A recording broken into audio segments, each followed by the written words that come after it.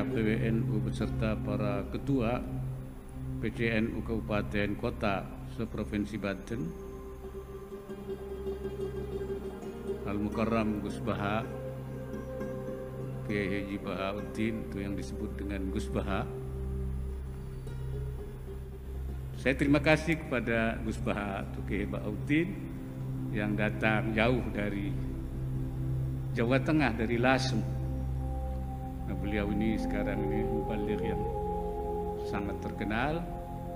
Saya terima kasih kehadirannya pada siang hari ini dalam rangka haul. Mudah-mudahan Allah Subhanahu wa taala membalas apa yang keikhlasannya untuk datang ke Tanara ini. Ya, mudah-mudahan apa yang akan diceritakan dari haul ini, tausiahnya, mari kita dengarkan dan kita resapkan. Mudah-mudahan itu menjadi bekal hidup kita, ya, untuk menjadi lebih baik pada yang masa yang akan datang. Dan ini dipraktekkan di Indonesia. Orang Indonesia itu mesti hafal Fatihah dan semuanya merasa pintar. Itu ya barokahnya Senawawi, karena kata Senawawi itu semua Quran dikumpulkan di Fatihah. Fatihah itu dikumpulkan di Bismillah. Bismillah itu dikumpulkan di Ba. Ba-nya saja masih dikorting di titiknya saja. Jadi kalau orang bisa titik itu sudah menguasai satu Quran. Karena pikirannya Senawawi itu semua Quran itu menerangkan tauhid, dan tauhid itu dimulai dari Ba. Ba itu bi kana makana wa bi yakunu ma yakun.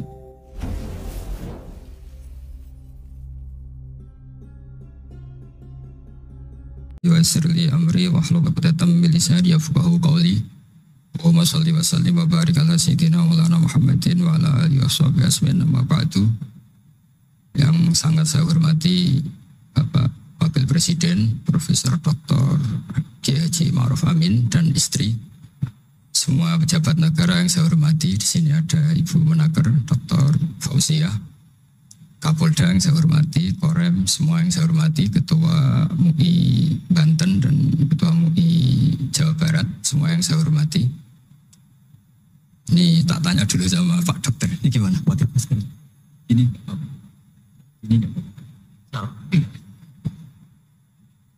Bismillahirrahmanirrahim. Saya syukur sekali diberi kesempatan sowan sama Kiai Ma'ruf, karena beliau juga mustasyar kami di PBNU, dulu mimpin sebagai Rois Am dan dekat sekali dengan guru saya Kiai Haji Maimun Zubair.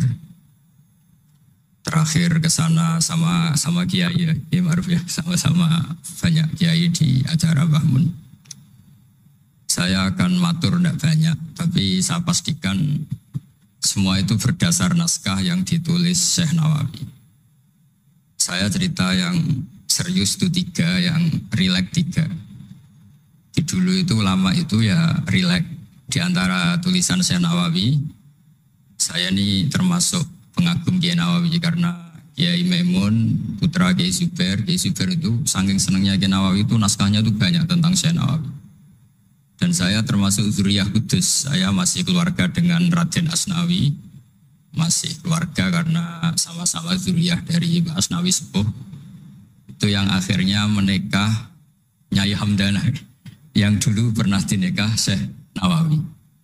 Terus Nyai Hamdana itu dulu dengan Syekh Nawawi punya putri namanya Zuhroh. Setelah dengan Raden Asnawi punya anak dinamai Zuhri. Punya zuriyah, ada yang namanya Kiai Minan, Kiai Niam, terus punya anak-anak, di antaranya Kiai Hafid yang jadi menantu keluarga Saran. Saya kalau boleh cerita, saya ini khatam Tafsir Munir itu 3 kali. Dulu ngaji di Sarang 2 kali, terus belajar sendiri, terus mentakriri. Takriri itu beri catatan-catatan yang untuk meneguhkan satu rilis ya, atau satu tag atau satu ibarat yang diinginkan Syekh Nawawi. Saya beri beberapa contoh, dan ini dipraktekkan di Indonesia. Orang Indonesia itu mesti hafal Fatihah dan semuanya merasa pintar. Itu ya barokahnya Syekh Nawawi, karena Kata Senawawi itu semua Quran dikumpulkan di Fatihah. Fatihah itu dikumpulkan di Bismillah. Nah, Bismillah itu dikumpulkan di ba. Ba-nya saja masih dikorting di titiknya saja. Jadi kalau orang bisa titik itu sudah menguasai satu Quran. Karena pikirannya Senawawi itu semua Quran itu menerangkan tauhid dan tauhid itu dimulai dari ba. Ba itu bi kana makana wa bi yakunu ma yakun.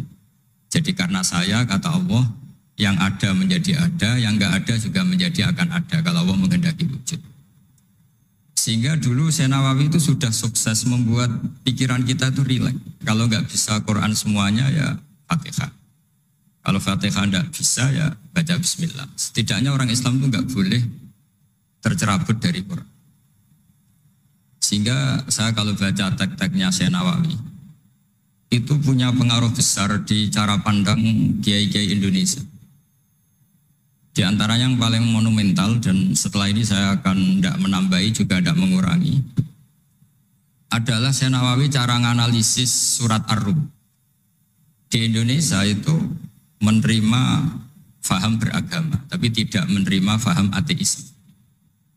Itu dulu zaman Rasulullah SAW sugeng itu ada kekuatan besar yaitu Romawi dan Persia.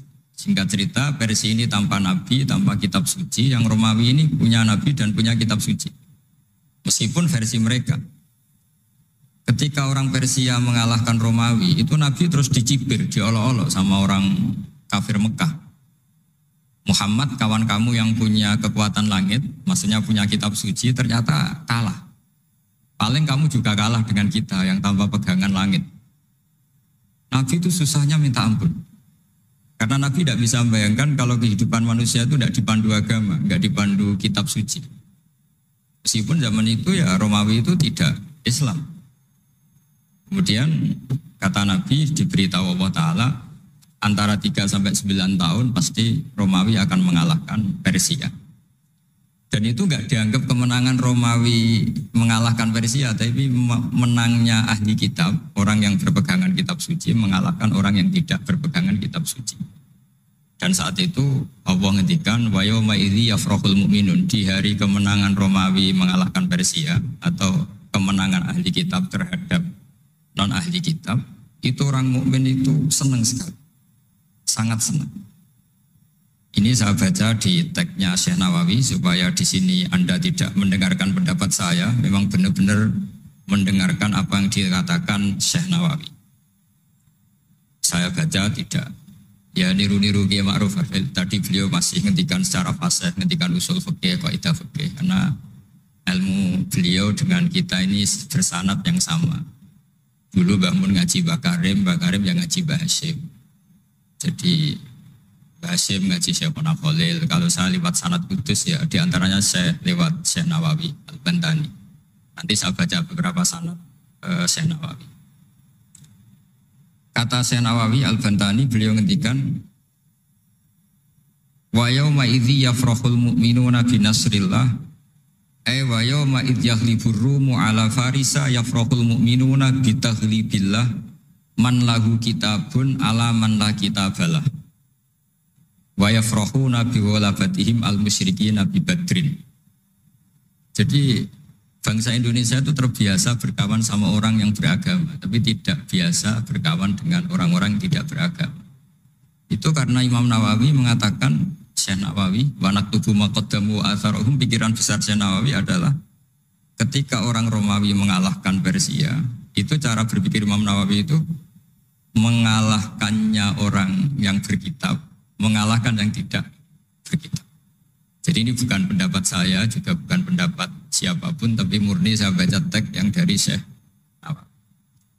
Sehingga kita secara psikologi, kita ini kan misalnya saya aja lah contohnya. Misalnya saya miskin, ada petinju, orang miskin kulit hitam bersama orang kaya. Kalau yang menang yang miskin tuh ikut seneng, padahal ya tidak ikut menang. Karena kayak terwakili. Dulu kata Syekh Nawawi itu juga pikirannya begitu.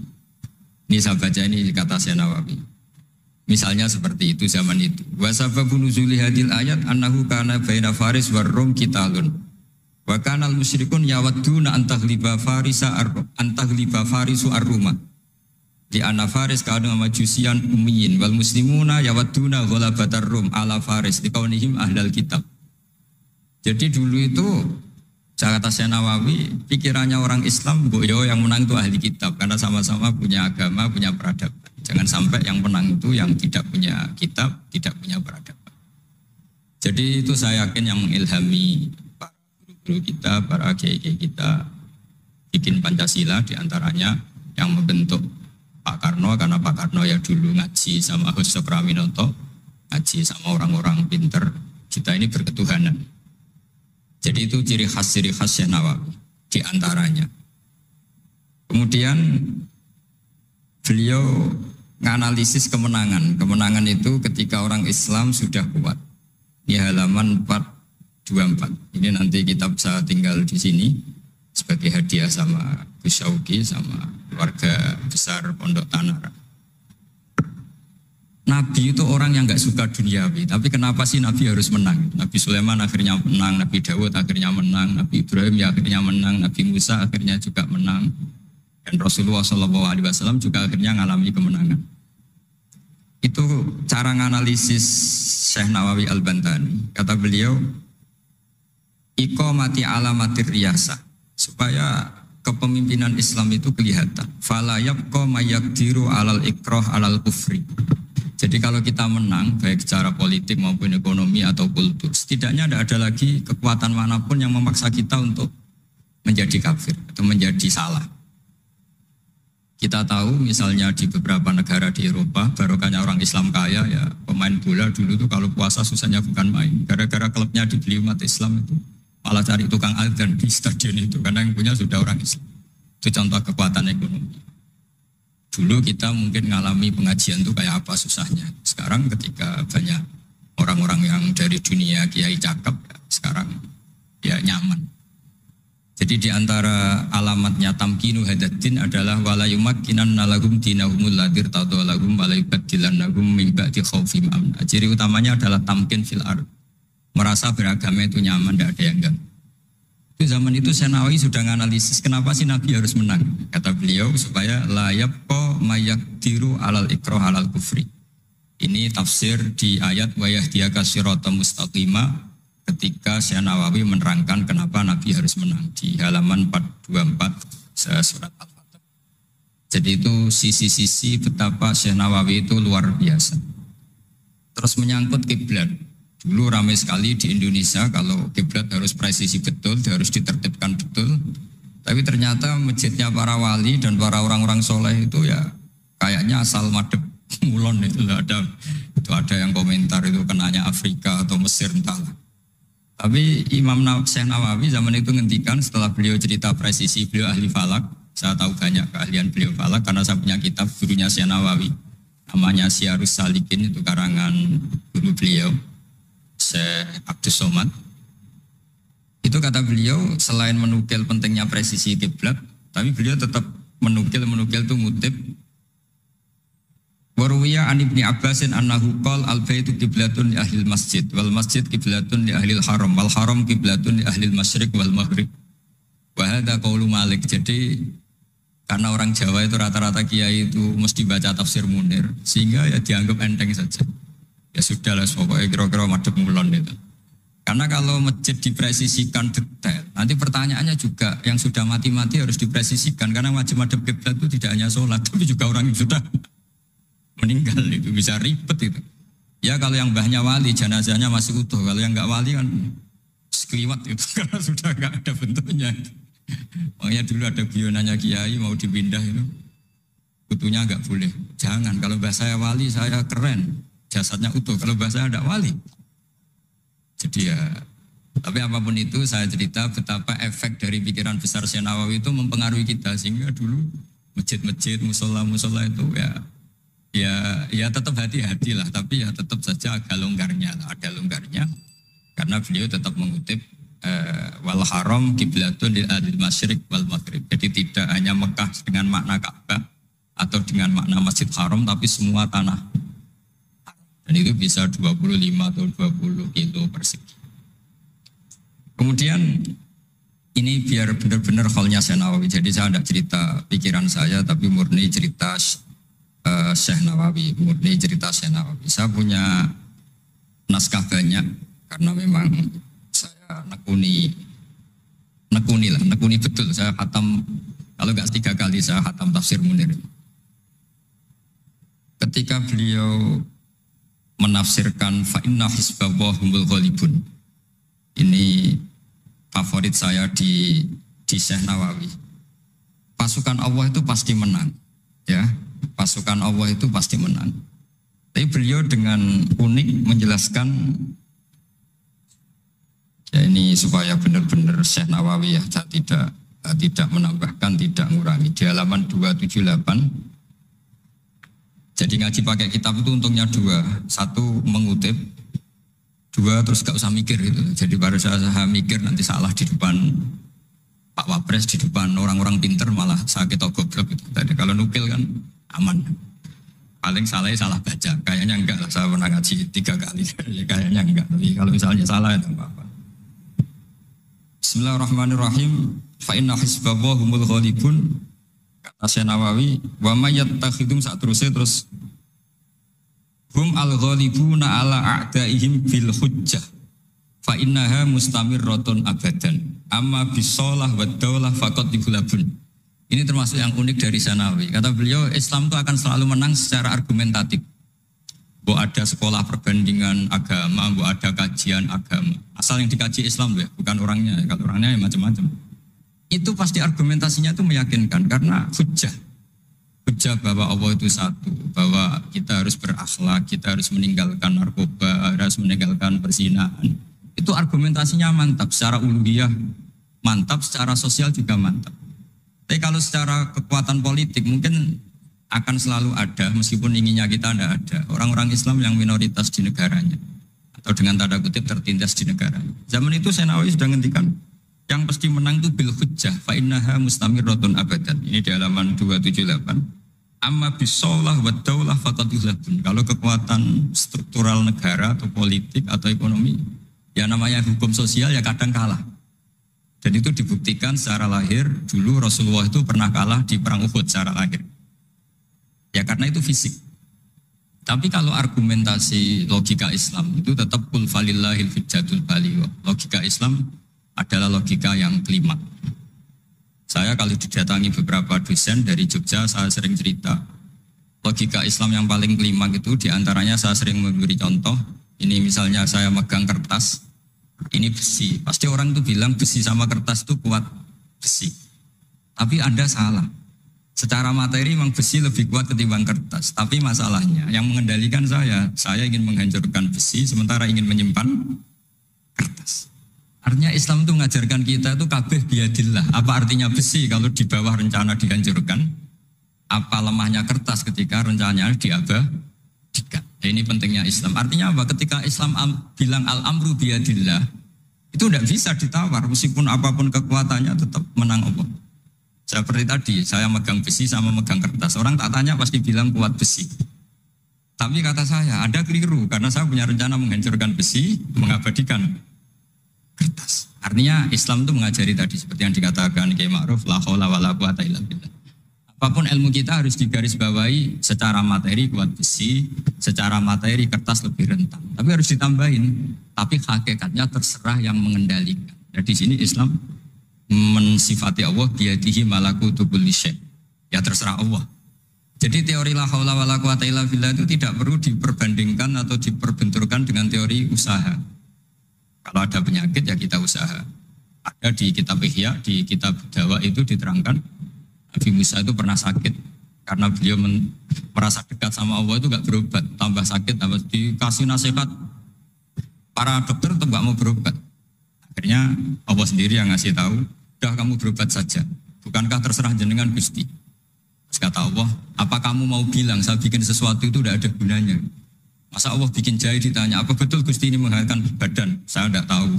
Saya bikin juga enggak jelas. Kan enggak mungkin seperti itu. Tetap kata Allah, fa'ina adu hikmati. Lalu hikmah saya bikin sesuatu dengan fungsi tertentu, lalu gunanya apa? Kalau semuanya tidak ada gunanya. Semenjak itu Nabi Musa percaya atau mau ikhtiar dengan obat. Tapi obat saja tidak cukup. Tetap al-amru biyadillah.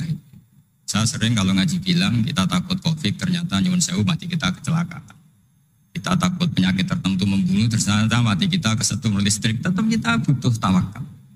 Meskipun bersamaan dengan itu tetap ada usaha melawan COVID, ingin menghilangkan penyakit-penyakit itu. Tapi tetap al-amru biyadillah, sehingga ada keserasian syariat dan keserasian hakikat. Tapi saya pastikan Syekh Nawawi ini memang luar biasa. Jadi beliau menghentikan banyak hal yang menurut saya itu luar biasa. Jadi saya mengkaji tafsir Munir itu, di antara khas-khas beliau adalah beliau bisa cerita tentang tentang kekuatan Allah Ta'ala dengan cara yang rileks. Kemudian kenapa kiai-kiai Indonesia itu ngadepi orang fasik itu tenang, tidak langsung antipati seakan-akan fasik selamanya. Yang soleh juga tidak jumawa seakan-akan soleh sampai mati. Karena kata Syekh Nawawi itu ketika menafsirkan wa yu'adzibal munafiqina insya'a aw yatub. Namanya hukum sosial bisa saja yang sekarang fasik suatu saat soleh, yang sedang soleh suatu saat fasik. Karena Allah itu bisa saja merubah. Orang munafik yang kayak apa biadabnya, kayak apa salahnya, itu Allah ketika cerita tentang dirinya wa yu'adzibal munafiqina insya'a. Allah ya bisa saja menyiksa orang munafik insya'a. Tapi tetap ada kemungkinan aw yatuba atau Allah memberi tobat. Nah barokahnya itu kadang-kadang kita sebagai GNU itu dikritik gak jelas. Ya kita memang gak mungkin jelas, memang potensinya ya yang sedang soleh ya bisa salah, yang sedang fasik ya bisa benar kan. Karena al-amru biyadillah. Itu ciri khas Syekh Nawawi. Jadi beliau dan itu membentuk kita semua di halaman 251 juz 2 beliau ngendikan haitsu razaqahum al-iman. Sehingga ya mereka bisa saja suatu saat dikasih iman. Jadi itu contoh-contoh. Kemudian di halaman 288 ketika ini biar benar-benar kholnya Syekh Nawawi memang saya persiapkan khusus karena saya memang nggak perlu nyari karena saya punya takriran lengkap tentang tafsir Munir. Jadi saya hanya butuh memindah saja. Karena naskah itu sudah ada di rumah, terus ini tak pindah di sini, dan rencana kitab ini tak tinggal di sini memang untuk hadiah kepada Gus Syauqi. Ketika Syekh Nawawi cerita tentang wala tajidanna aqrabahum mawaddatan lil ladzina amanu ladzina qalu inna nasara. Jadi suatu saat di komunitas yang kamu adepin itu kamu akan menemukan orang yang alyan. Alyan itu lebih rileks, lebih ya cara bahasa sekarang mungkin lebih simpati. Jadi orang Indonesia itu lebih simpati pada agama tertentu daripada yang lain. Misalnya kata Syekh Nawawi ngendikan waqad qala ba'duhum madzhabul yahud annahu yajibu alim isalu syarri ila man khalafahum fiddin. Terus ketika beliau cerita yang satunya wa aman nasara falaysa madzhabum dzalik balil idza haramun fi dinihim fa hadza wajhu tafawut. Jadi akhirnya orang Indonesia itu terbiasa dengan seperti ini karena dulu Syekh Nawawi sudah bilang. Jadi betapa Rasulullah itu lebih ingin yang menang itu yang masih punya agama. Jangan sampai yang nggak punya agama itu menang. Bisa dibayangkan kan kita tahu misalnya di ilmu medis kalau cloning itu dibolehkan itu kayak apa manusia jadi uji coba. Jadi gara-gara kita masih beragama apapun hebatnya teknologi cloning itu tidak serta-merta diadopsi atau diterapkan. Jadi itu sumbangan-sumbangan Syekh Nawawi pada kita dan yang membentuk kita. Terus ini yang terakhir di kitab Nashihul Ibad. Jadi ini supaya benar-benar kholnya Syekh Nawawi di kitab saya halaman 112. Ini sekaligus penutup. Saya tidak akan matur banyak-banyak supaya nanti dikaji sendiri kitab-kitabnya Syekh Nawawi. Suatu saat orang yang tukang fitnah ya atau yang suka mungkin kalau sekarang suka gosip atau apalah atau yang suka bikin berita yang enggak benar. Itu Syekh Nawawi menambahkan ini kitab Nashihul Ibad itu karangannya Ibnu Hajar Al-Asqalani. Ibnu Hajar Al-Asqalani itu gurunya Syekh Zakaria Al-Ansori. Jadi Syekh Zakaria Al-Ansori itu orang yang begitu alim alama sampai digelari Syekhul Islam. Itu beliau pintar itu karena bingung. Pernah ditanya, ya Syekh, kenapa Anda sepinter itu? Syekh Zakaria Ansori itu punya guru, namanya Ibnu Hajar al-Asqalani. Beliau punya murid namanya Ibnu Hajar al-Haytami. Jadi kalau mau setoran itu ya sinau karena gurunya alim. Dulu kalau setoran sama guru itu muridnya yang baca, korok itu alas Syekh. Jadi dulu saya baca tafsir Munir itu nyemak sampai khatam, terus saya baca ya sampai khatam. Makanya saya ini alhamdulillah tahu banyak tentang tafsir Munir. Karena saya pernah ngaji istimak khatam, terus saya yang baca juga khatam, terus saya belajar juga khatam.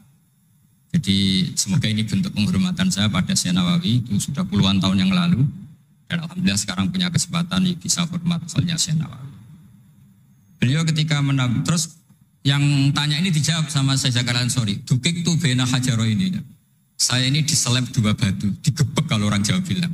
Karena kalau mau ngaji ya takut, mau ngajar juga takut karena muridnya pinter. Kalau dia bacanya salah itu ketahuan. Jadi guru kalau ingin pinter cari murid yang pinter, pasti mutolaah dulu. Karena sampai kalau baca rofa nasabnya salah, pasti terus muridnya boyong. Goblok tenan guru gitu. Karena dari punya murid pinter, makanya kalau ada mahasiswa pinter, mesti dosennya tambah pinter. Karena dia kalau bacanya banyak, muridnya akan mikir. Itu disebut dukik tu bena hajaro ini. Kata Syekh Nawawi menambahkan yang dikatakan Ibnu Hajar al-Asqalani dalam kitab Nashihul Ibad. Beliau meriwayatkan satu hadis. Yu'adzabul lisanu bi'adzabin la yu'adzabu bihi syai'un minal jawarih. Nanti lisan atau mulut itu disiksa Allah dengan siksaan paling pedih di atas organ tubuh yang lain. Terus lisan komplain sama Allah, lima tu'adzibu, kenapa engkau menyiksa seperti ini ya Allah?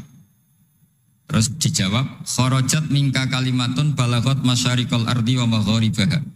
Fasufika bihad damul haram wa ukhida bihal malul haram bantuhika bihal farjul haram. Jadi lisan itu kalau kadung ngomong, itu orang yang harusnya disukai gara-gara dia provokatif atau menceritakan kebencian, orang benci semua. Yang orang harusnya dibenci karena perilakunya tidak menguntungkan bangsa dan negara atau tidak menguntungkan umat Islam, gara-gara dipoles sehingga dicintai. Jadi lisan itu bisa merubah segalanya. Jadi sekali dia punya kesalahan, kata Syekh Nawawi, sesuai riwayat yang beliau riwayatkan, dan beliau ngendikan Turwiyah, Nabi sallallahu alaihi wasallam, beliau ngendikan bahwa ini diriwayatkan dari Nabi, kharajat minki kalimatun balaghat atau kharajat minka kalimatun balaghat masyariqal ardi wa magharibaha. Fasufikat biha damul haram wa ukhidha biha al-malul haram. Jadi ini sumbangan-sumbangan Syekh Nawawi yang kemudian membentuk kita. Jadi saya ulang lagi, mungkin para pengkaji naskahnya Syekh Nawawi tolong dibaca surat Ar-Rum. Surat Ar-Rum itu dulu Nabi itu masih belum kuat, masih di Mekah, dihimpit kekuatan besar, yaitu kekuatan Romawi dan Persia. Dan yang Romawi ahli kitab, yang Persia non ahli kitab. Dan orang musyrik itu non ahli kitab, jadi tidak berkitab.